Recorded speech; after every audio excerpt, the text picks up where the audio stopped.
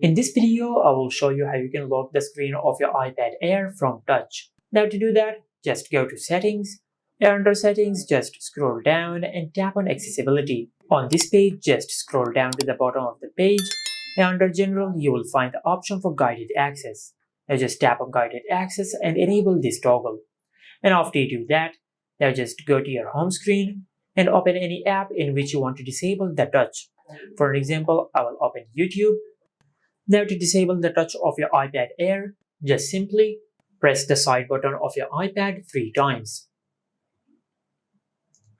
After you press the side button of your iPad 3 times, this page will appear on the screen. Now if you look at the bottom of the page, you will find the option for Session Settings.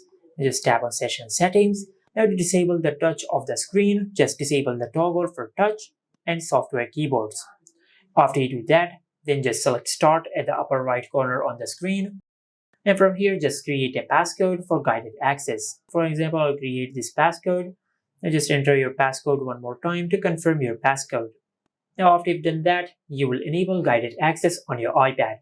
And as you can see, the touch of the screen will be turned off.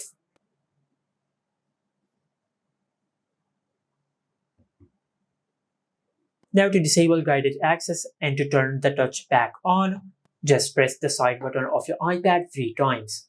As you can see, this is the side button. Just press it 3 times. And after you do that, it will ask you to enter the passcode of the guided access. And just enter the passcode which we have created.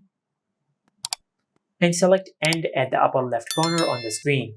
Now after you do that, the touch of the screen will turn back on, just like that.